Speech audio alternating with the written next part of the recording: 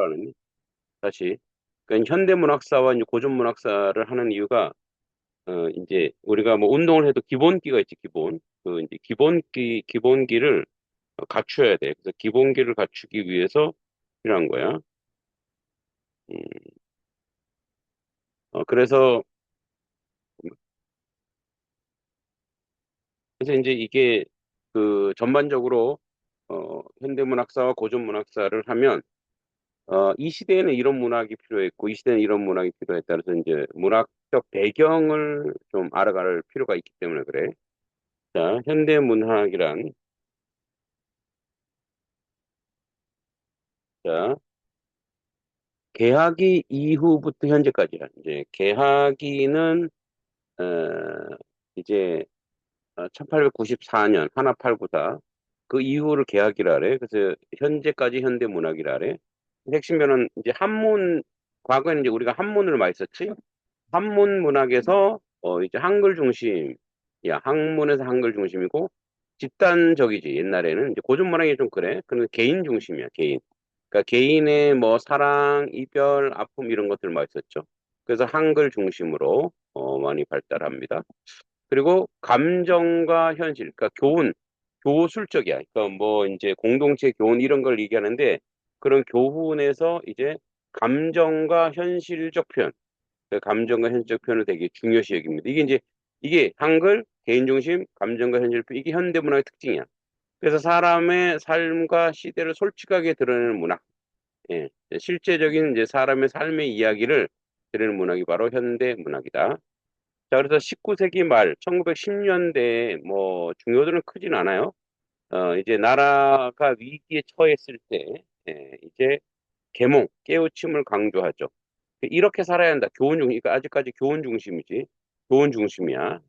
그리고 대표적 이인식의 혈유인의 피와 뭐 눈물이라는 뜻이죠. 그리고 신소설 최남선의 해에게서 소년에게 신채시. 요 이제 혈유인의 신소설이야. 신소설. 그러니까 현대 소설과 고전 소설의 중간 계통이야. 어, 현대 소설, 고전 소설 중간. 그래서 신소설. 그리고 최남선 해에게서 소년에게. 해는 이거 이제 태양이 아니고 바다야, 바다. 바다 해자. 신체지. 새로운 형식의 시라는 뜻이야. 그 핵심은 뭐야? 가르치는 문학이. 아직까지 고전 문학의 형식에 탈피하지 못했죠. 그리고 이제 1910년대 문학, 일제강점기죠, 이때가. 한일 합방되고 있으니까. 그래서 1910년대 일제강점기 시작으로 개인의 감정으로 변화를 시작하죠. 네. 이광수의 무정. 예. 그래서 이광수의 무정이 이게 이제 현대 소설과 고전 소설의 어떤 가독이적 그런 소설입니다. 그다음에 1920년대, 30년대가 되게 중요합니다. 왜냐하면 중요하다는 건 뭐예요? 우리가 시험에도 많이 나옵니다. 시험에도 많이 나오고 이제 문학적인 어떤 그런 부분들이 많기 때문에 대단히 중요하죠. 그래서 문학이 본격적으로 발전합니다. 그래서 개인의 감정 플러스 현실 문제를 함께 표현합니다.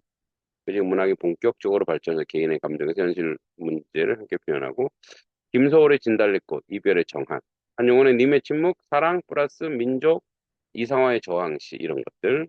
이제 나중에 이제 배우면 이제 알게 되니까 이런 작품들이 있다라고만 기억해 두면 돼. 현진건의 운수 좋은 날, 현실적 비극이죠. 진짜 운수 좋은 날이 아니라 정말 운수 더럽게 없는 날이죠. 역설적이죠. 김동인의 감자, 인간의 욕망. 한 여인이 이제 먹고 살기 위해서 이제 감자밭에서 자기 몸을 파는 어떤 그런 모습을 보여주죠. 염상섭의 3대. 3대는 이제 3대에 걸쳐서 뭡니까? 그 비판하는 거죠. 3대에 걸쳐서 일제에 부역하는 그런 모습을 고발하는 것이다. 그러니까 이제 이 20년대보다 더 중요한 게 30년대, 30년대. 문학 수준 최고, 다양한 문학이 등장합니다. 순수시, 자연의 아름다운 정지용, 김영락, 예쁜 시라고 보면 돼. 그러니까 이거는 뭐냐면 뭐랄까, 그러니까 일제 강점하 현실 참여와 조금 이제 비겁한 건 아니지만 그래도 이제 순수주의를 지향하면서 시의 문학의 순수성을 강조하는 부분이죠. 김영랑 뭐 돌담의 속삭인 햇발처럼 정지용의 뭐 그 뭐죠? 향수. 근데 이제 그 해석도 다양해. 그 배경 안에는, 그 해석 안에는 여러 가지 요소가 들어있다라고 이야기합니다. 여러 가지 요소가. 그러니까 일제에 대한 이제 그 뭡니까 그 이면적 비판이 들어있다고도 해요. 네, 그다음에 모더니즘, 이게 현대주의인데 모더니즘, 어렵고 실험적인 이상, 이해하기 어려운 시죠. 이상의 뭐 오감도라든지 뭐 이런 것들, 이상의 날개 이런 것들. 그다음에 저항시, 이 이제 저항시가 가장 많이 나오죠. 나라 잃은 슬픔, 윤동주 이육사, 조용한 저항이죠. 이육사는 적극적 저항인데, 예. 소설 김유정, 농촌 이야기를 통해서 농촌의 그 현실을 비판하는 거야.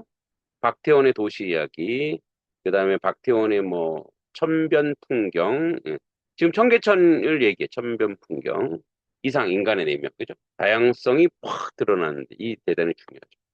40년대 문학, 이제 일제 탄압 심함이고 해방이 등장합니다. 억압에서 해방으로 바뀌죠. 50년대 문학, 또 여기도 중요해. 여기도 한국 전쟁, 인간의 고통과 상처, 뭐 황선원의 학, 하근찬의 순환 이대. 이제 학도 이제 6.25 전쟁에 대한 이야기인데, 이제 전쟁 중에 뭐지? 음, 포로, 그죠? 포로. 이제 친구가, 이제 이게 동족 상잔이잖아.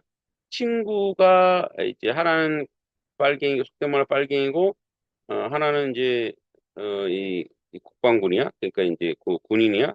그러니까 이제 서로 대적하면서 이제 포로로 끌려가다가 나중에 이제 친구가 몰래 풀어주는.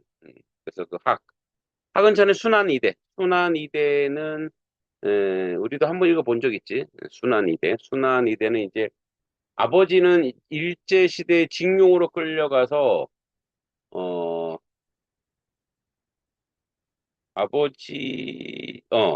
팔을 잃었고, 아들은 다리를 잃어. 6.25 전쟁 나와서. 근데, 이제, 외나무 다리에 걷는데, 이제, 아버지가 아들을 업어.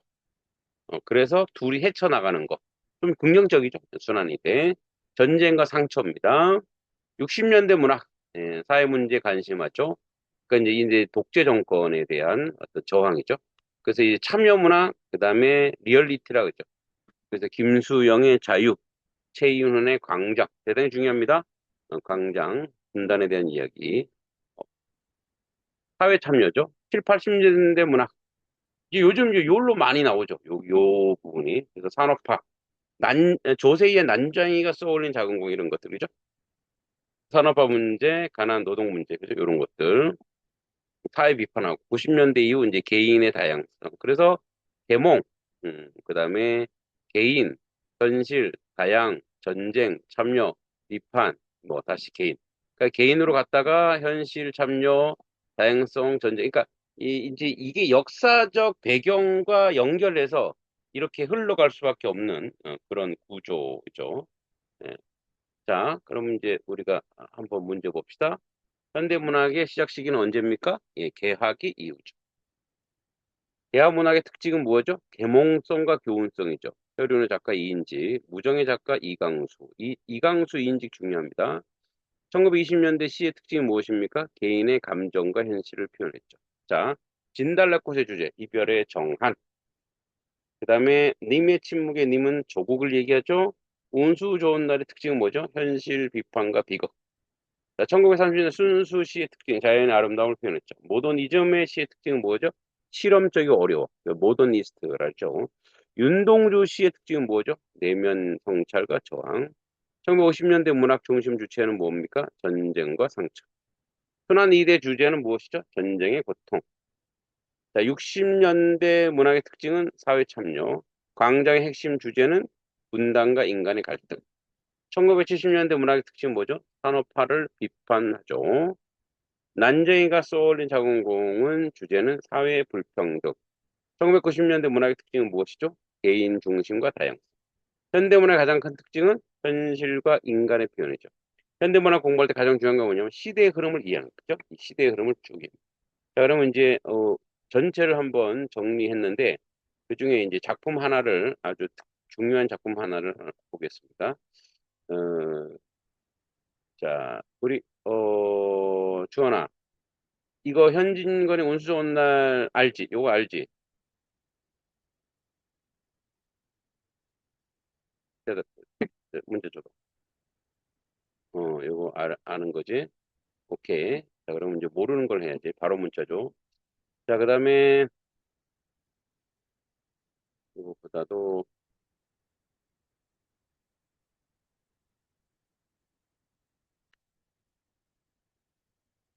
자, 황소년의 학은 모르지? 황소년의 학. 그래. 그럼 요거를, 우리가, 좀 시간이 되니까 한번 해보자. 황소년의 학. 자, 이 학은 뭐라? 자, 50년대 문학이죠. 50년대 문학이기 때문에 한번 정리를 영상으로 한번 해보자. 황소년의 학.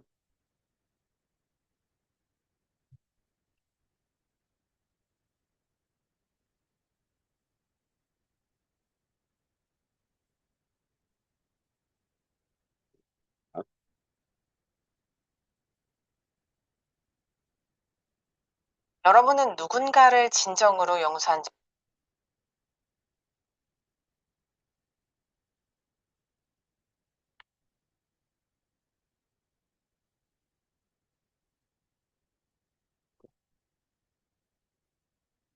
요즘 뭐 영상이 잘 나와서. 자,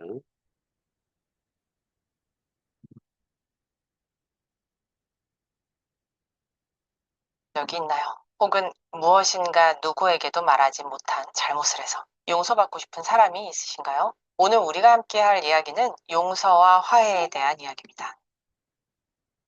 안녕하세요. 분당 강쌤입니다. 자, 오늘은 황순원 작가 시리즈 마지막 학에 대한 이야기를 들려드리는 시간이에요. 지난 시간에도 말씀드렸듯이 황순원 작가는요, 격동의 시대를 온몸으로 살아낸 작가였습니다.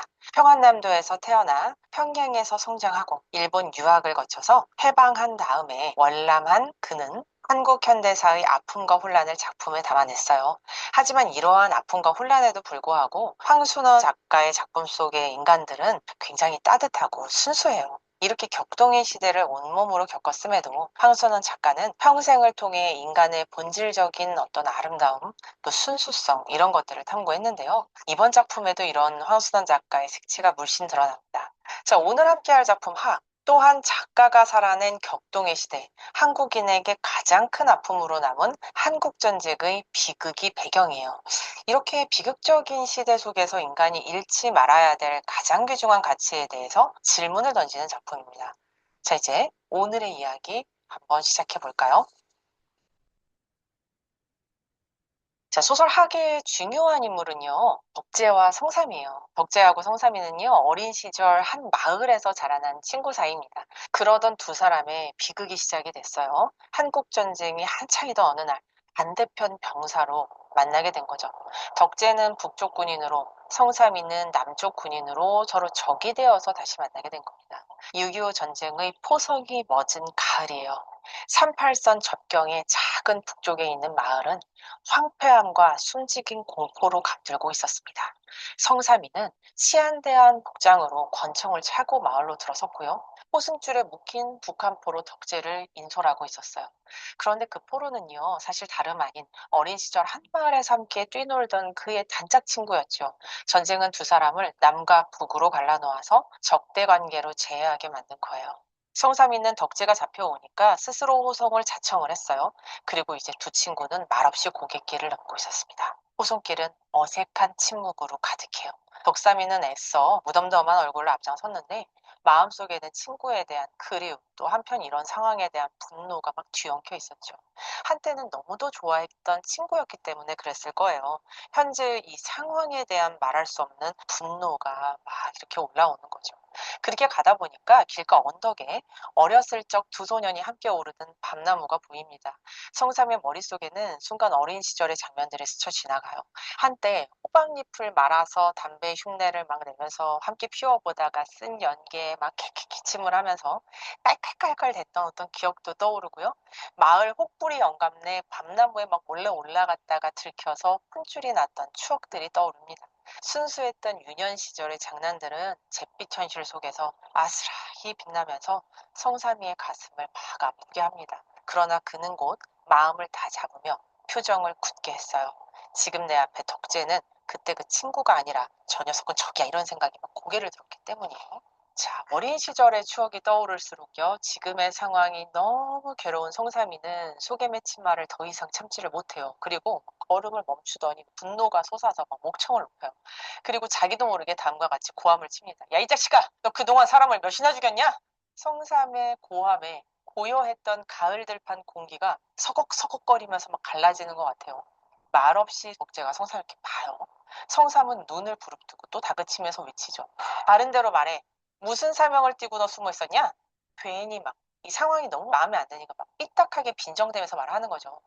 한때는 둘도 없이 가까웠던 친구인데 이런 친구한테서 쏟아지는 막 적의 어린 그런 추궁에 덕재 얼굴에도 슬픈 분노가 막 올라와요. 덕재는 묵묵히 성삼의 등을 이렇게 한동안 이렇게 바라보다가 마침내 씁쓸하게 미소를 지으면서 한마디를 툭 내뱉습니다. 그래, 그럼 너는 사람 그럼 죽여봤냐? 그의 낮지만 단단한 반문에 성삼이 순간 할 말을 잃죠. 근데 진짜 신기하죠. 이렇게 퉁명스럽고 단단하게 묻는 덕재의 태도가 오히려 성삼이한테는 이상하게 홀가분하게 느껴져요. 붙잡혀가는 처지에도 오히려 막 이렇게 딱 당당하게 되묻는 덕재의 태도에서 성삼이는 오히려 얘 친구의 변함없는 결백과 또 어떤 자존심을 느꼈기 때문인 것 같아요. 실제로 성삼이는 가슴 한복판에 묵직하게 자리에 든 응어리가 조금씩 풀리는 듯한 기이한 해방감을 느껴요. 아마도 '아 얘는 결백할 거야.' 이런 생각을 했기 때문인 것 같아요. 그런데 성삼이 어쨌든 입장이 있잖아요. 상대편을 이렇게 데리고 가는 거니까요. 그래서 이런 마음은 꾹 눌러 숨기고 한동안 거친 신문을 막 계속 이어나가면서 윽박을 지릅니다. 그리고 더 강하게 협박하듯이 얘기를 하죠. "야 변명해봐야 소용없어. 영락없이 넌 총살감이니까 여기서 솔직하게 말해." 성삼이가 이렇게 강하게 다그치니까 덕재는 천천히 입을 열었습니다. 그리고 한숨을 내쉬면서 담담한 어조로 자신의 처지를 털어놓기 시작해요. 변명은 하려고도 하지 않네. 내가 마을에서 제일 빈농의 아들인데다가 농사일 잘한다고 농민동맹 부위원장까지 시키길래 그냥 맡았던 거야. 그게 죽을 죄라면 할 수 없는 노릇이지.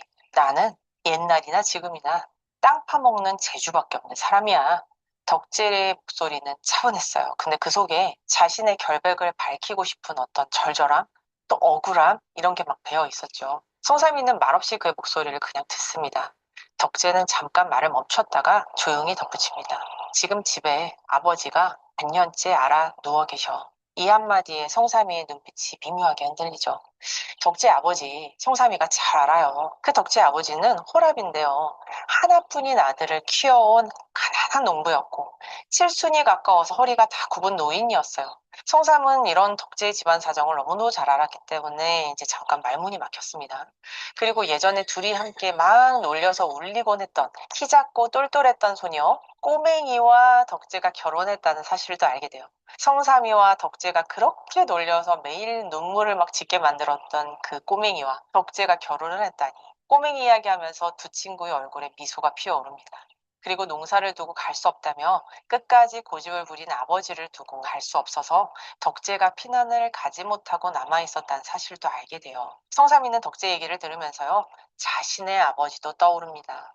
성삼이 아버지 역시 농사를 두고 떠날 수 없다면서 끝까지 고집을 피웠고, 성삼이만 가족을 억지로 이끌고 남아있던 기억들이 스쳐 지나가죠. 덕재 이야기를 들으면서 성삼이는 자신이나 덕재나 다를 바가 하나도 없는 농부의 아들이자 그저 땅을 일구는 사람이었다는 사실을 떠올리게 됩니다. 이런 생각이 막 미치니까 성삼의 마음속에 덕재를 향한 미움, 증오 이런 것들은 눈 녹듯이 스르르르 흘려내려요. 빨갱이니 적이니 하는 관념들은 어느새 희미해지고 그 자리에는 힘든 시절을 함께 보냈던 친구에 대한 연민과 우정만 조용히 피어오르죠. 자, 그렇게 고갯마루를 넘은 두 사람이에요. 그들의 앞에 넓은 들판이 펼쳐졌습니다. 한참 동안 말을 주고받지 않았는데 이제 성삼이의 눈빛은 더 이상 날카롭지 않았어요. 덕지의 얼굴에도 경계 대신에 옛날의 친구를 대하는 수그러든 기색이 엿보였습니다. 마을을 등지고 한동안 내려오던 찰나 논밭 가운데 몇 마리의 큰 닭들이 한가롭게 모인 장면들이 보여요. 놀랍도록 평화로운 그 장면은 마치 전쟁도 이념도 없는 옛날의 시절로 두 사람을 이끄는 듯합니다. 성삼이 걸음을 딱 멈추고요. 저 멀리 흰 학대를 가만히 바라봅니다. 그러다가 성삼이의 뇌리에 12살 때 둘이 함께 학을 쫓던 지난날 기억이 생생하게 떠올라요. 둘은 어린 시절 들판에 놀러 나갔다가 우연히 한 마리 학을 발견하고 잡았다가 풀어준 기억이 있었어요. 성삼이 그 순간을 떠올리면서 결심이나 한 듯이 덕재에게 이렇게 얘기를 하죠. 야, 학사냥이나 한번 하자. 성삼이의 어떤 뜬금없는 말에 덕재는 굉장히 당황을 하죠. 성삼이는 불쑥 이렇게 제안을 하면서 덕재에게 톡톡 다가서더니 덕재의 포승줄을 팍 풀기 시작해요. 덕재 머릿속은 막 순간 복잡해지겠죠? 포로로 끌려가는데 지금 나를 풀어주다니? 이걸 어떻게 받아들여야 되나? 덕재 가슴 막 쿵쿵 뜁니다. 혹시 도망가는 나를 막 일부러 쏘아서 죽이려는 함정은 아닐까 하는 막 의심도 머리를 스치죠. 성삼이는 그런 덕재의 망설임을 알아챕니다. 그리고 장난스럽게 꾸지람을 이렇게 내뱉죠. 허이, 참. 야, 왜 이렇게 맹추같이 거기 서 있는 거야? 어서 하기나 몰아와. 성삼의 목소리는 엄격함 대신에 다정한 장난기가 묻어 있었어요. 덕지는 순간 모든 것을 깨달은 듯이 눈빛이 탁 잡힙니다. 그는 아무 말 없이 고개를 끄덕끄덕 하더니 곧장 몸을 들고 학대가 있는 들판 쪽으로 막 달려나가기 시작해요. 마치 어릴 적에 두 친구가 와 하면서 막 놀았던 그 항몰이 놀이처럼 덕재는 바짓가랑이가 흙투성이가 될 때까지 힘껏 달려나갑니다. 그렇게 덕재는 학대를 쫓아 들판 건너 멀리까지 달려나갑니다. 곧 학들은 창공 높이 치솟아서 유유히 선회했고 덕재의 모습은 학들과 함께 저 멀리 갈대밭 너머로 사라집니다. 멀어져가는 덕재를 보면서 성삼이의 입가에 옅은 미소가 번지고요. 두 눈에 뜨거운 눈물이 맺힙니다. 성삼이는 천천히 고개를 들어서 높고 맑은 하늘을 쳐다봐요.